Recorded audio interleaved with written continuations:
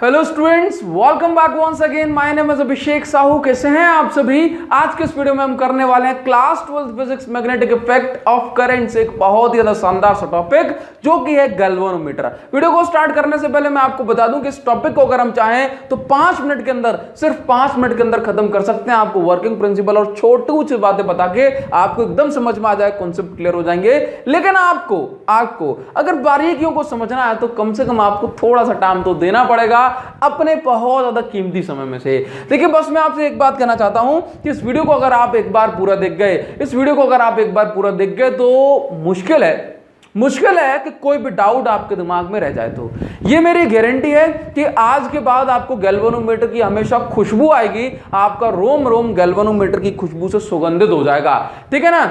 बात को ध्यान रखना कि इस वीडियो को हम 5 मिनट में भी खत्म कर सकते हैं, लेकिन अगर आपको पूरा समझना है विद टो टू हेड तो आपको एक काम जरूर करना पड़ेगा, इस वीडियो को कंप्लीट देख लो। बस इतनी सी बात कहूंगा। Let's move on to the topic. लेकिन मैं आपको इससे पहले बता दूं कि भाई क्लास 12 फिजिक्स अगर 13 जुलाई 2020 की अगर मैं बात करूं तो इस समय हमारे चैनल पर बस मैग्नेटिज्म वाला चैप्टर जो है अपलोडेड नहीं है, वो भी कुछ समय में हो जाएगा।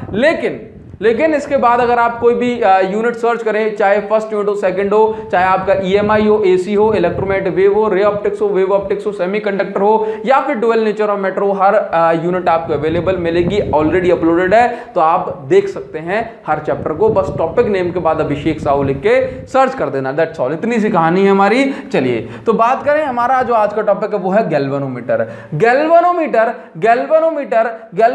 क्या होता है? तो देखने में तो बहुत छोटा सा डिवाइस दिखता है हमें आज के समय में, ठीक है, लेकिन जब सबसे पहले गैल्वेनोमीटर बना था तो वो कुछ इस तरह का नहीं था। लेकिन अब हम दोनों टाइप के गैल्वेनोमीटर को पढ़ेंगे, छोटा भी बड़ा भी। नाउ देखिए, समझने की कोशिश करना गैल्वेनोमीटर क्या होता है। तो गैल्वेनोमीटर एक ऐसा डिवाइस होता है जो कि किसी भी सर्किट में करंट की प्रेजेंस को डिटेक्ट करता है, पता लगाता है कि उस सर्किट में करंट है या नहीं। ठीक है ना? करंट की प्रेजेंस को डिटेक्ट करता है। तो हमारा क्वेश्चन ये है कि सिर्फ पता ही लगाता है या फिर मेजर भी कर पाता है। तो आंसर है कि भाई पहले तो आप इसका यूज लिख लें। इसका यूज क्या है कि करंट की प्रेजेंस को डिटेक्ट करता है, इसके साथ साथ करंट को मेजर भी करता है।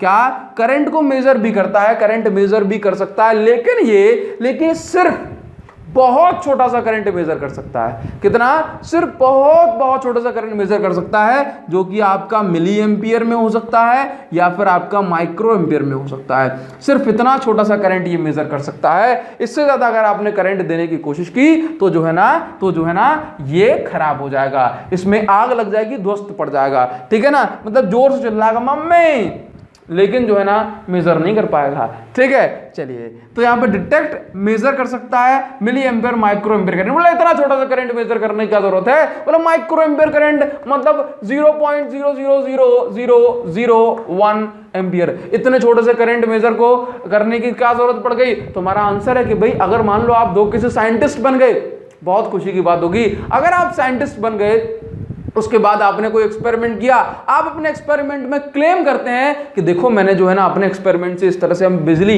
इलेक्ट्रिसिटी प्रोड्यूस कर सकते हैं, लेकिन आपकी बात को मानने को कोई भी तैयार नहीं है। तो उससे क्या होगा? तो फिर क्या होगा? आप एक्सपेरिमेंट कर चुके, आपने इन्वेंशन कर दिया, आपने डिस्कवरी कर दी, लेकिन आपकी बात कोई नहीं मान रहा। तो उस समय गैल्वेनोमीटर को उठा के लेके आना और उनको बताना देखो करंट तो बन रहा है, लेकिन इतना छोटा बन रहा है। इसका मतलब आपने एक प्रिंसिपल तो ढूंढ लिया। तो जब भी एक्सपेरिमेंट पर्पस से हमें बहुत छोटे से करंट को मेजर करने की या डिटेक्ट करने की जरूरत होती है, हम गैल्वेनोमीटर का यूज करते हैं। ठीक है, गैल्वेनोमीटर की बात करें तो गैल्वेनोमीटर बेसिकली दो टाइप के होते हैं, moving coil galvanometer and moving magnet galvanometer. Moving magnet galvanometer. जबकि हम बात करें जो हमारा जो मोस्ट कॉमन है, जो सबसे ज्यादा इफेक्टिव है, यूजफुल है और जो है ना सबसे ज्यादा कन्वीनियंट है, वो है हमारा मूविंग कॉइल गैल्वेनोमीटर। अब इस मूविंग कॉइल गैल्वेनोमीटर में फर्दर दो टाइप के गैल्वेनोमीटर होते हैं, जो कि आपका suspended type galvanometer, pivoted type galvanometer. दोनों गैल्वेनोमीटर को आज हम पढ़ने वाले हैं। डिटेल में आपको एक बात समझ में आ जाएगी, ये मेरा वादा है आपसे, मैं आपसे पहले भी कह चुका हूं। तो देखिए सिंपल सी बात, अब इन दोनों गैल्वेनोमीटर में, जैसे ये दोनों गैल्वेनोमीटर में से ये ऑब्सोलीट है और जो है ना ये बढ़िया शानदार है, इसी तरह से सस्पेंडेड और पाइवोटेड में से पाइवोटेड टाइप गैल्वेनोमीटर बहुत ज्यादा अच्छा है, जबकि इसमें कुछ लिमिटेशंस हैं, वो आज हम समझ जाएंगे। लेकिन लेकिन अगर आपको एक एक कॉन्सेप्ट को बहुत शानदार तरीके से समझना है और आप चाहते हो कि भाई पहले लिमिटेशन पढ़ ली जाए और फिर उसके बाद मॉडिफिकेशन पढ़ा जाए, तो पहले सस्पेंडेड पढ़ेंगे, उसके बाद पाइवोटेड पढ़ेंगे। मतलब हम सीरीज से पढ़ेंगे, सीक्वेंस से पढ़ेंगे। पहले सस्पेंडेड टाइप बना था, उसके बाद इनकी सस्पेंडेड की कमियों को ओवरकम करने के लिए पाइवोटेड टाइप गैल्वेनोमीटर बना। ठीक है ना? तो दोनों में से कोई भी समझ गया आपका काम हो जाएगा। चलिए तो प्रिंसिपल की बात करें। प्रिंसिपल क्या कहता है, किस प्रिंसिपल पर गैल्वेनोमीटर हमारा ये मूविंग कॉइल गैल्वेनोमीटर बेस्ड है? तो याद रखना, मूविंग कॉइल मैग्नेटिक फील्ड में करंट मूव कब करती है ना, रोटेट कब करती है? जब किसी करंट कैरिंग कॉइल में मैग्नेटिक फील्ड, जब किसी करंट कैरिंग कॉइल को मैग्नेटिक फील्ड में रख दिया जाए तो उस पर एक टॉर्क लगता है। उस टॉर्क से वो जो कॉइल है वो रोटेट कर जाती है, मतलब घूमती है। उसी को जो है ना, उसी चीज को ध्यान में रखते हो मूविंग कॉइल गैल्वेनोमीटर कहा। बात समझ में आ गई आपको? तो प्रिंसिपल क्या है इसका? प्रिंसिपल है कि torque acts on A current carrying coil if placed in magnetic field, if placed in magnetic field। समझ गए? बात समझ गए आपको? चलिए भाई, तो अब बात करेंगे इसका कंस्ट्रक्शन किस तरह का होता है, ये किस तरह से काम करता है, सारी चीजें। नाउ देखो, मैंने कहा तो अब हम डायग्राम को समझेंगे। भाई डायग्राम ये किस तरह से होता है इसका, ठीक है ना? हम इस डायग्राम को जल्दी भी क्लियर कर सकते हैं, लेकिन आप इसको आराम से क्लियर करेंगे ताकि आप इसको हमेशा अपने साथ रख लें। और मैं चाहता हूं कि इस डायग्राम को कम से कम आप जरूर देखेंगे, ये डायग्राम कैसे बन रहा है और इसके अंदर क्या क्या चीजें हैं। एक एक बात कि भाई जैसे मान लो सबसे पहले हम लेने वाले हैं इसके अंदर सॉफ्ट आयरन कोर। क्या? Soft iron core. लेकिन उससे पहले ले लेते हैं, चलो ठीक है, सॉफ्ट आयरन कोर। ठीक, तो ये बना दी मैंने soft iron core.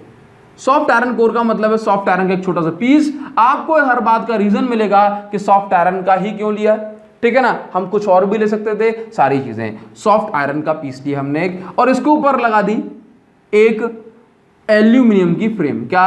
Aluminium frame. Soft iron core ये रही, इस सॉफ्ट आयरन के ऊपर लगा दी एल्यूमिनियम फ्रेम। चलिए अब देखो, कोई भी हमारी एल्यूमिनियम फ्रेम है, इसको ऊपर हम रैप करते हैं, लपेटते हैं, वाउंड करते हैं कॉपर वायर को। चलिए, तो यहां से हमारे पास कॉपर वायर हमने कुछ इस तरह से चक्कर लगाने। चलिए, ये हमारे पास देखो, आप देखेंगे तो एक जो उसका एंड होगा, एक किनारा जो है यहां पे खाली छोड़ दिया, यहां पे दूसरा यहां पे, ठीक है ना? क्योंकि हम चाहते हैं एक साइड से करंट आए, दूसरे साइड से करंट जाए। क्लियर? देखो, ये हमारे पास इस तरह से एक वायर और नीचे की साइड एक लगेगी स्प्रिंग। ठीक है, ये हमारे पास पूरी कॉपर कॉइल है। क्या है? ये हमारे पास कॉपर कॉइल है। ठीक है, इसके बाद जो है यहां पर लगी हुई है हमारे पास मैग्नेट। ठीक है, ये मैग्नेट याद रखना, ये कॉनकेव शेप्ड है। कैसी है? कॉनकेव शेप्ड मैग्नेट, जिसको हम कई बार सिलेंड्रिकल मैग्नेट भी कह देते हैं। ठीक है, चलिए, ये इसी तरह से एक यहां पे, इनका बहुत बड़ा पर्पस होता है, अभी आप समझ जाओगे सारी बात। ठीक ना? यहां से देखो क्या होता है, ये हमारे पास कॉपर कॉइल, और लेकिन इसके बाद जो वायर यहां पे लगा होता है, ये फॉस्फर ब्रॉन्ज का वायर होता है। किसका? Phosphor bronze. क्या लिखोगे? Phosphor bronze. इसके बाद ये फॉस्फर ब्रॉन्ज वायर के ऊपर लगा होता है कॉनकेव मिरर। क्या? Concave mirror. ये वायर है आपके पास फॉस्फर ब्रॉन्ज का। ठीक है ना? ये मटेरियल है। इसके बाद ये कनेक्ट होता है ऊपर टॉर्जन हेड से। किससे? टॉर्जन हेड से। टॉर्जन हेड का मतलब है कि एक ऐसा पॉइंट जहां पर हम एक वायर को क्लैंप कर सकें। ठीक है ना? एक वायर के एक एंड को क्लैंप कर सकें ताकि वो वहां सस्पेंड हो सके। ठीक है ना? इसके बाद आप जानते हैं कि कोई भी अगर हमारे पास सर्किट है तो उसमें एक एंड से करंट आएगा, दूसरे एंड से करंट जाएगा। तो हमने कहा ये मैग्नेट अपने थोड़ी छोटी बना लेते हैं ना, कि यहां से करंट आया, ठीक है, और आप जानते हो करंट कहां से आएगा? वो करंट आएगा एक टर्मिनल से। ठीक है ना? चलो, तो ये हमारे पास एक टर्मिनल हो गया। आप समझते हो? जैसे मान लो अगर आपने कई बार जो वोल्ट मीटर वगैरह या कुछ भी यूज किया, वो दो टर्मिनल होते हैं, एक T1 हमने इसको नाम दे दिया और दूसरे को नाम दे दिया T2। तो यहां से करंट आया, मान लो हम सर्किट में लगाते हैं ना, तो यहाँ पे T1 करंट आएगा, गैल्वेनोमीटर में जाएगा और जो है यहां से लीव करेगा, और जो है दूसरा टर्मिनल हमने बना दिया कुछ यहां पर।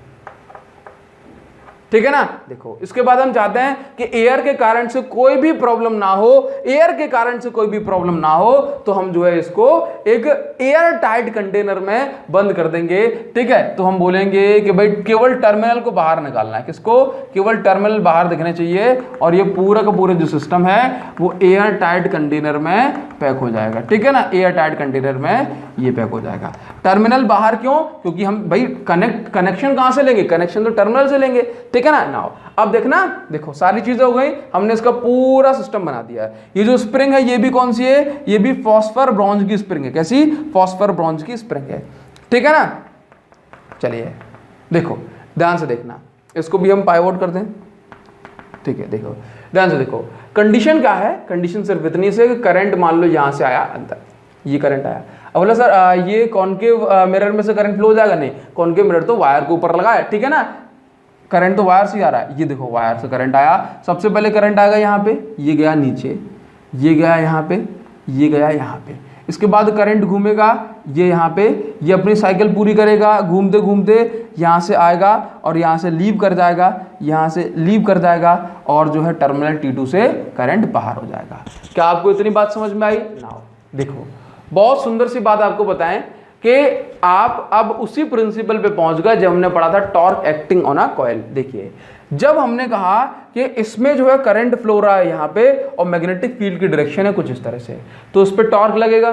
ठीक है, टॉर्क के कारण ये कुछ इस तरह से घूमेगी, टॉर्क के कारण कुछ इस तरह से घूमेगी। लेकिन है ना, हम इसका पूरा प्रिंसिपल समझने से पहले आपको एक चीज क्लियर कर दें कि इसमें हर जो मटेरियल लिया वो वही क्यों लिया जो लिया है। ठीक है ना। अच्छा ठीक, तो मैं चाहता हूं कि आप एक एक बात को समझें तो आपको ये क्लियरिटी हो जाएगी। ठीक है। नाउ देखिए कंडीशन का सबसे पहले पढ़ेंगे कि हमने उसमें सॉफ्ट आयरन की ये कोर क्यों ली। क्लियर। तो देखो मैंने कहा जो आयरन होता है, ये आयरन एक फेरोमैग्नेटिक मटेरियल होता है, फेरोमैग्नेटिक मटेरियल। ठीक है, फेरोमैग्नेटिक मटेरियल से हम क्या समझते हैं, फेरोमैग्नेटिक मटेरियल वो मटेरियल होता है कि अगर कोई मैग्नेटिक फील्ड लाइन इसके बाहर से भी जा रही है तो इसको अपने अंदर खींच लेता है। ये मतलब ferromagnetic material magnetic field line को पूरी तरह से सपोर्ट करता है, उसको अट्रैक्ट करता है। तो जो फील्ड लाइन बाहर से भी जा रही होती है अब वो इसके अंदर से जाती है। तो उसका मतलब है कि ferromagnetic material soft iron use करने से जो मैग्नेटिक फील्ड लाइन की जो स्ट्रेंथ है वो बढ़ जाएगी, बिकॉज सॉफ्ट आयरन जो कोर है जहां की फील्ड लाइन को भी अंदर की ओर खींच लेगा। बात समझ में आई आपको? तो सॉफ्ट आयरन कोर यूज करने से जो हमारा डिवाइस है वो और भी ज्यादा सेंसिटिव बन जाएगा। क्लियर है? क्लियर है। देखो यहां पे देखना, जो टॉर्क लगेगा कॉइल के ऊपर वो होता है tau is equal to IAB sine theta, IAB sine theta. अच्छा अगर n नंबर ऑफ टर्न्स है तो मैंने कहा NIAB साइन थीटा। ठीक है, तो सॉफ्ट आयरन कोर यूज करने से हमारा जो B है वो बढ़ जाता है, B की वैल्यू इंक्रीज हो जाती है तो हम बोलेंगे टॉर्क बढ़ जाएगा। थोड़ा सा अमाउंट ऑफ करंट देने पर ही, हम थोड़ा सा करंट मिलेगा ना 0.00001 एम्पियर, तब भी जो है ना हमारा जो डिवाइस है सेंसिटिव होगा, क्योंकि जो है सॉफ्ट आयरन ने मैग्नेटिक फील्ड को बढ़ा दिया। तो ये जो पूरा जो रिजल्ट है वो बढ़ जाएगा। नाउ इसके बाद हमने दूसरी चीज यूज की एल्यूमिनियम फ्रेम। अब ये एल्यूमिनियम फ्रेम यूज करने का पर्पस क्या? एल्यूमिनियम फ्रेम, तो एल्यूमिनियम जो फ्रेम है वो एल्यूमिनियम जो है वो हमारे पास एक नॉन मैग्नेटिक मटेरियल होता है। Non magnetic material, non magnetic material का मतलब क्या कि भाई ये जो है ना किसी तरह की मैग्नेटिक फील्ड को अट्रैक्ट नहीं करेगी। मतलब इस फ्रेम का टॉर्क में कोई भी जो है ना बोलूं इस फ्रेम का टॉर्क में किसी भी तरह का जो है हाथ नहीं होगा। बात समझ पा रहे हो? तो मतलब जो कुछ भी होगा वो मैग्नेटिक फील्ड और कॉइल के कारण होगा। मतलब जो अदरवाइज क्या होता है, अदरवाइज टॉर्क फिर एल्यूमिनियम फ्रेम पे भी लगता है ना। कॉइल अपना अलग से टॉर्क बनाती, एल्यूमिनियम फ्रेम में अपना अलग एक शानदार सा वो जो है प्रोग्राम चल रहा होता टॉर्क लगाने का। बात समझ गए? इसलिए जो एल्यूमिनियम फ्रेम ली वो हमने ली ताकि जो है ना ये नॉन मैग्नेटिक मटेरियल होता है और खुद से अपना कोई भी टॉर्क नहीं बनाएगी। क्लियर है यहाँ पे? चलिए इसके बाद बात करेंगे जो हमारा नेक्स्ट चीज है वो क्या है भाई, नेक्स्ट है वो क्या है, हमने लिया हुआ है कॉनकेव मिरर। कॉनकेव मिरर क्या होता है? कॉनकेव मिरर यहाँ पर जो है चीजों को मतलब जो नंबर वगैरह हमें दिखेंगे उसको जो है बड़ा बनाने के लिए, मतलब एनलार्ज नंबर दिखाने के लिए हमें कॉनकेव मिरर का हमने यूज किया। ठीक है, ये इतना जरूरी नहीं है जितना जरूरी अब जो हम पॉइंट पढ़ने वाले हैं वो है। फॉस्फर ब्रॉन्ज वायर हमने क्यों लिया? फॉस्फर ब्रॉन्ज वायर हमने इसलिए लिया क्योंकि इसका जो टॉर्सनल कांस्टेंट है, आप इसको नहीं जानते, बताते हैं अभी, ठीक है ना। टॉर्सनल कांस्टेंट जो फॉस्फर ब्रॉन्ज वायर का है ये लो है, ठीक है ना भाई। जो स्टूडेंट लो टॉर्सनल कांस्टेंट का मतलब नहीं समझते वो समझ लो। टॉर्सनल कांस्टेंट उन चीजों से जुड़ा होता है जब कोई चीज ट्विस्ट करती है, इस तरह से मुड़ती है, मरोड़ती है, घूमती है, ठीक है ना, वहां पर ये टर्म टॉर्सनल कांस्टेंट जुड़ा होता है, ठीक है। तो लो टॉर्सनल कांस्टेंट का मतलब ये है कि जब करंट आएगा, जब करंट आएगा तो लो टॉर्सनल कांस्टेंट का मतलब है कि लो करंट पे भी ज्यादा डिफ्लेक्शन, है ना। तो यही तो हम चाहते हैं कि गैल्वेनोमीटर में लो करंट आए लेकिन डिफ्लेक्शन ये ज्यादा हो जाए, जिसके कारण से हमें सही सही रीडिंग मिल पाए। मान लो अगर ऐसा होता कि अगर इसका टॉर्सनल कांस्टेंट हाई होता, है ना, तो लो करंट पे कोई भी डिफ्लेक्शन होता ही नहीं, और जब कोई भी डिफ्लेक्शन होता नहीं तो हम लो करंट पे जो है ना, मतलब कोई भी डिफ्लेक्शन यानी कोई भी टॉर्क लगेगा ही नहीं, तो फिर लो करंट पे जो है हम मेजरमेंट ही नहीं कर पाएंगे। इसलिए फॉस्फर ब्रॉन्ज वायर का यूज किया गया यहाँ पे, फॉस्फर ब्रॉन्ज वायर, और ये भी फॉस्फर ब्रॉन्ज की हमारे पास स्प्रिंग लगी हुई है। क्लियर है यहाँ पे? चलिए, तो आपको ये रीजन समझ में आया। इसके बाद बात करेंगे द मोस्ट इंपोर्टेंट पॉइंट हमारे पास जो है ना, ये जो कॉनकेव शेप मैग्नेट क्यों है। कॉनकेव मैग्नेट बोलूं मैं इसको कॉनकेव पोल, या फिर मैं इसको बोलूं सिलिंड्रिकल मैग्नेट, सिलिंड्रिकल मैग्नेट, ये क्यों है आप बस इस रीजन को समझ गए तो ये मोस्ट इंपोर्टेंट रीजन है, ठीक है ना। जैसे सॉफ्ट आयरन कोर ने इस बी को बढ़ा दिया, ठीक है ना, इसी तरह से ये भी जो है ना कॉनकेव पोल भी जो है ना इस पूरे टाउ को बढ़ाने में हेल्पफुल होते हैं, ठीक है। देखो अगर मैं आपसे कहता हूं कि भाई ये थीटा क्या है, तो आप क्या बोलोगे, theta is the angle between A vector and B vector. क्या बोलना, theta is the angle between area of vector and magnetic field vector, B vector, ठीक है। तो मैंने कहा कि अगर आप इसका टॉप व्यू देखेंगे, अगर आप इसको ऊपर से यानी कि टॉप व्यू देखेंगे, तो आपको ये कुछ इस तरह का देखने में नजर आएगा।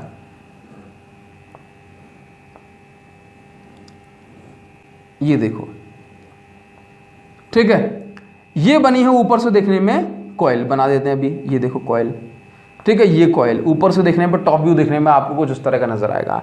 देखो जब इस तरह की मैग्नेट होती है, ये कैसी है भाई, ये आपको कॉनकेव शेप मैग्नेट दिखाई दे रही है। ये जब कॉनकेव शेप मैग्नेट बनती है, बीच में सॉफ्ट आयरन कोर रखा होता है, तो मैग्नेटिक फील्ड लाइन रेडियल बनती है। कैसी बनती है, रेडियल मैग्नेटिक फील्ड लाइन। देखो मैंने कहा कि आप इसको समझने की कोशिश करो, ठीक है ना। देखो ये हमारे पास मैग्नेटिक पोल और ये रहा आपके पास सॉफ्ट आयरन कोर जो कि ऐसा है, ठीक है। यहां से कोई फील्ड लाइन आएगी ये इस तरह से, और हमें इस तरह जाती हुई दिखाई देगी।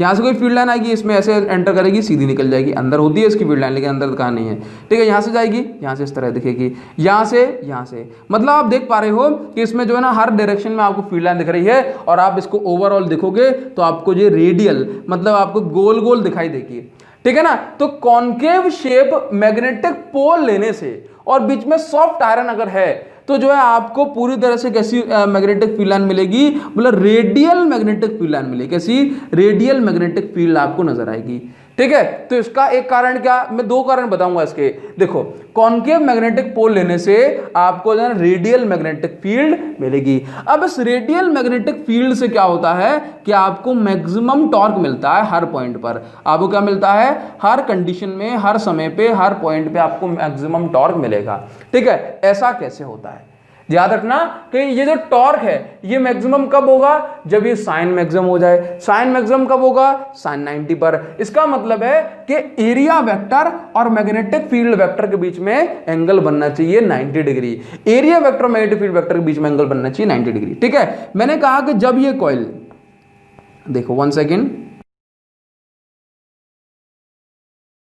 देखो मैंने कहा जब ये कॉइल ऐसे घूम रही है, इस समय ऐसे घूम रही है, देखना जब ये कॉइल ऐसे घूम रही है, इस कॉइल पर जो एरिया वेक्टर है वो कैसे, ऐसे, ठीक है। जब ये कॉइल कोई भी कॉइल जब रेडियल मैग्नेटिक फील्ड में घूमती है, तो उसके साथ हर समय पर जो मैग्नेटिक फील्ड लाइन होती हैं वो उसके प्लेन के पैरेलल होती है। देखो ये रही अपने पास कॉइल ऊपर से देखने पे, ठीक है, और यहाँ पे देखो मैग्नेटिक फील्ड लाइन ऐसे दिखाई दे रही है, आपको ऐसे दिखाई दे रही हैं, ठीक है। बाकी आपस में जो है ना ये देखो कॉइल और ये रही parallel magnetic field, coil parallel magnetic field, coil parallel magnetic field, बाकी आपस में एक दूसरे को कैंसिल कर देंगे, ठीक है ना। ये देखो कॉइल और ये पैरेलल मैग्नेटिक फील्ड, ठीक है। तो जब ये कॉइल ऐसे हो जाएगी तब भी आपको जो है ना यहाँ पे पूरा क्लोज होता है। तो यहाँ पे ये कॉइल और यहाँ पे पैरेलल मैग्नेट, देखो ये इस तरह से, ये इस तरह से, ठीक है ना, ये फील्ड लाइन इस तरह से और ये इस तरह से, आपको मतलब पूरा सर्कुलर पैटर्न आपको देखने में मिलेगा, ठीक है ना, इस तरह से, ठीक है। तो जब ये कॉइल ऐसे है तो इसमें मैग्नेटिक फील्ड लाइन ये पैरेलल देखने को मिलेंगी,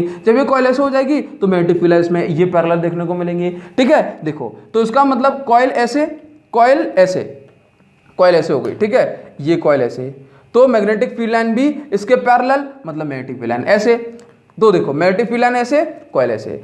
अब देखना इस कॉइल पे एरिया वेक्टर कहां होगा, नीचे की साइड, तो ये हो गया एरिया वेक्टर, तो मतलब एंगल हो गया 90 डिग्री। तो हमेशा याद रखना कि रेडियल मैग्नेटिक फील्ड से आपको हर पॉइंट पर जो एंगल 90 डिग्री मिलेगा, जिसके कारण से टॉर्क हो जाएगा मैक्सिमम, ठीक है ना। ये बात आपको समझ में आई, आई होप मैंने आपको सारी चीजें ये क्लियर कर पाई हूं, ठीक है ना। नाउ इसके बाद बात करें कि अब आ जाते हैं इसके वर्किंग प्रिंसिपल पे, ठीक है। देखना समझने की कोशिश करो, कुछ नहीं है अब तो, जैसे मान लो हमने कहा कि यहाँ पे मैग्नेटिक फील्ड है, मैग्नेटिक फील्ड क्या करेगी, इस पे हर पॉइंट पे मैक्सिमम टॉर्क लगाएगी, जिसके कारण से ये जो कॉइल है ये घूमेगी। मान लो कॉइल घूमी, कॉइल घूमेगी तो कॉन्केव मिरर घूमेगा, कॉन्केव मिरर घूमेगा तो इसके सामने कुछ नंबर्स लिखे होते हैं, ये नंबर जो है ना, जिस नंबर के सामने जैसे मान लो कि टॉर्क जो है जब उस पे लगेगा तो जो हमेशा जो कॉइल है वो घूमने की कोशिश करेगी, ठीक है। तो उसका मतलब तो कॉइल पूरी घूम जाएगी, नहीं, कॉइल पूरी नहीं घूमेगी, क्योंकि देखो करंट और मैग्नेटिक फील्ड इस पर टॉर्क लगा रहे हैं, जबकि जब कॉइल घूमेगी तो फिर स्प्रिंग भी घूमेगी, स्प्रिंग घूमेगी घूमेगी घूमेगी घूमेगी मुड़ेगी। जैसे मान लो अगर मेरा हाथ और ज्यादा नहीं घूम रहा है, जैसे मान लो हाथ पर अगर मैं टॉर्क लगा रहा हूं तो ये एंटी टॉर्क भी तो लगा रहा है, ऐसे करेगा। तो करंट और मैग्नेटिक फील्ड लगाएंगे, टॉर्क स्प्रिंग लगाएगी, एंटी टॉर्क अपोजिट डायरेक्शन में, तो जब इसका टॉर्क और एंटी टॉर्क बराबर हो जाएगा तो उस पॉइंट पे जाकर के ये जो हमारी कॉइल है, ये जो घूम रही है, ये रुक जाएगी। जैसे ही रुकेगी वैसे कॉन्केव मिरर के सामने जो नंबर लिखा होगा उसको हम रीडिंग समझ लेंगे, उसको हम लिख लेंगे। ये हमारा ओल्ड वर्जन है, पुराना तरीका है। इसके बाद पाइवोटेड टाइप समझेंगे, तो आपको समझ में आया कि यहां पर मेन पर्पस क्या है कि कॉइल घूमेगी, वैसे तो कॉइल पूरी घूमती चली जाएगी, लेकिन इस पर जो स्प्रिंग यहां पे लगी हुई है ये आपकी जो है ना एंटी टॉर्क लगाएगी। जब टॉर्क और एंटी टॉर्क बराबर हो जाएगा तो हमारी जो कॉइल रुक जाएगी और कॉन्केव मिरर के सामने जो भी नंबर लिखा हुआ है ये आपको दिखाई दे जाएगा। तो इस तरह से हम यहाँ पे रीडिंग ले सकते हैं। ये मान लो 6 एम्पियर, ठीक है ना, 6 माइक्रो एम्पियर, या फिर जो करंट और ज्यादा आया तो ये कॉइल हमारी और ज्यादा घूम जाएगी, फिर ये एंटी टॉर्क टॉर्क बराबर हो जाएगा तो फिर जो है ना यहाँ पे मान लो 8 माइक्रो एम्पियर आपको दिखाई देगा। तो इस तरह से हम करंट का मेजरमेंट यहाँ से कर सकते हैं। अगर मान लो कि ज्यादा करंट आया, अगर मान लो कि 2 एम्पियर करंट दे दिया तो फिर क्या हो जाएगा, 2 एम्पियर करंट इसके लिए बहुत ज्यादा है। इसके अंदर वो जो वायर्स होते हैं बहुत पतले पतले होते हैं, ठीक है ना। इसके साथ साथ जो लिमिटेशन है इसका वो ये है, फॉस्फर ब्रॉन्ज वायर जो होता है इसका जो है ना ये काफी कमजोर होगा, सस्पेंडेड टाइप होता है। तो अगर करंट ज्यादा आ गया तो इस पर बहुत ज्यादा टॉर्क लगेगा, जिसके कारण से वायर टूट जाएगा, और करंट ज्यादा आएगा तो एक्सेसिव हीटिंग के कारण से ये वायर हमारा पूरी तरह से जल सकता है, ठीक है ना। तो ये हमारा लिमिटेशन है कि सस्पेंडेड टाइप में ये जो ज्यादा करंट, थोड़ा सा भी ज्यादा करंट है तो ये हमारा जो कॉइल टूट सकता है, इसमें जो है हीट लग सकती है, मतलब आग लग सकती है, ठीक है ना। चलिए अगर मैं इसके लिए डेरिवेशन या फिर जो है ना करंट वरेंट की वैल्यू निकालने की कोशिश करूं तो वो किस तरह से निकाल सकता हूं, एक बार जरा आप इसको समझने की कोशिश करना। मैंने कहा यहाँ पे टॉर्क और एंटी टॉर्क जब बराबर हो जाएं, टॉर्क कौन लगाएगा, टॉर्क हमारा कितना होगा, टॉर्क होगा NIAB sin थीटा, ठीक है ना, NIAB sin थीटा, ठीक है। इसके बाद जो एंटी टॉर्क कौन लगाएगा, एंटी टॉर्क लगाएगी हमारी स्प्रिंग। तो स्प्रिंग का जो एंटी टॉर्क होगा वो हम बताते हैं K इंटू फाइव, क्या बोलते हैं K इंटू फाइव। K है आपका टॉर्सनल कांस्टेंट, फाइव आपका कितना डिफ्लेक्शन हुआ, ठीक है। अगर आपका साइन थीटा जो है आपका 90 हो गया तो मैं आपसे ऐसे बोल सकता हूँ, चलो ठीक है कोई दिक्कत नहीं। देखो करंट की वैल्यू किस तरह से निकाल सकते हैं, K इंटू फाइव अपॉन आपका NIAB, ये हमारी करंट की वैल्यू हो गई, ठीक है। इसके बाद हम इसको मान लेते हैं गैल्वेनोमीटर कांस्टेंट, ठीक है। तो आपका I is equal to G5 हो जाएगा, I is equal to G5 हो जाएगा। ये हमारा इस तरह से करंट की मेजरमेंट कर सकते हैं, आप करंट की मेजरमेंट यहां से कर सकते हो, ठीक। इसके बाद अगर मैं आपको बताना चाहूं कि हमारा जो पाइवोटेड टाइप गैल्वेनोमीटर कैसा होता है, तो पाइवोटेड टाइप गैल्वेनोमीटर को समझने के लिए आपको कुछ नहीं करना, सारा सेटअप हमारा यही होता है, कुछ भी नहीं बदलता। लेकिन यहां पर एक छोटी चीज बदल जाती है, वो होती है ये इस तरह से, ठीक है, कि यहां पर जो सब कुछ है वो सब कुछ सेम रहेगा, ठीक है। यहां पर सब कुछ सेम रहेगा। ये हमारे यहां पे 2 पाइवोट होते हैं, 2 पाइवोट मतलब यहां पर जो है ये इस तरह से ये इस तरह से यहाँ पर जो है एक स्प्रिंग लगी होती है। क्या लगी होती है? स्प्रिंग। यहाँ पर एक दूसरी स्प्रिंग लगी होती है, ये एक दूसरा पाइवोट, मतलब यहाँ पे ये दोनों फिक्स हो गए और यहाँ पे लगी है दूसरी स्प्रिंग। ठीक है, इस कॉइल के साथ साथ स्प्रिंग भी घूमती है। ठीक है ना। अब क्या होता है कि ये पाइवोटेड टाइप में इस चीज को हटा दिया गया कि ये लटकता नहीं है, अब ये फिक्स होती है। अब ये फिक्स होती है, मतलब ये सस्पेंडेड टाइप था, अब ये फिक्स है। इसमें लगी हुई यहाँ पे नीडल, यहाँ पे लगी हुई है नीडल, तो जैसे ये घूमेगी वैसे ही इसके साथ साथ लगी हुई नीडल भी घूमेगी। ठीक है, कॉइल पे लगेगा टॉर्क, स्प्रिंग लगाएंगे एंटी टॉर्क, कॉइल पे लगेगा टॉर्क, स्प्रिंग लगाएंगे एंटी टॉर्क। अब ये ज्यादा मजबूत है कि दोनों स्प्रिंग मिलकर के एंटी टॉर्क लगाती हैं। ठीक है ना। तो आप समझ सकते हो कि उसमें पहले से अगर देखा जाए तो पहले से कुछ माइक्रो एम्पियर करंट को ज्यादा मेजर कर सकते हैं बिना टूटे बिना फूटे। बात समझ गए। लेकिन अगर इसमें भी करंट जो है बहुत ज्यादा दे दिया तो कांटा एक बार जाएगा, ताकत के साथ पड़ेगा किसी भी पॉइंट पे और फिर दोबारा से उठ नहीं पाएगा, टूट जाएगा। बात समझ में आ गई। तो पाइवोटेड टाइप में कुछ नहीं होता, सब कुछ सेम है, बस यहाँ पर जो दो स्प्रिंग लगी होती हैं, क्योंकि आपकी हेयर स्प्रिंग होती है, फॉस्फर ब्रॉन्ज स्प्रिंग होती है। और पहले जो है ना, पहले वाला सेटअप यहाँ पे लटका हुआ था, अब ये लटका नहीं है, ये फिक्स है। यहाँ पे मिरर नहीं लगा, यहाँ पे नीडल लगी है। समझ में आ गई। और ये जो रीडिंग वाला पोर्शन है ये इसके अंदर है। तो आई होप मुझे आपको मेरी बात समझ में आई होगी। और ये इस तरह से हमारे गैल्वेनोमीटर की पूरी कहानी पूरी होती है। तो ये थी आज की हमारी पूरी कहानी, जिसमें हमने गैल्वेनोमीटर को बहुत अच्छे समझा। इसके साथ साथ आपको कितना समझ में आया कमेंट सेक्शन में जरूर लिखें। किसी वीडियो को देखने के लिए टॉपिक नेम के बाद अभिषेक साहू लिख के जरूर सर्च करें। Thank you so much, thanks a lot. Comment section में जरूर बताएं, I will wait for your reply. Thank you guys.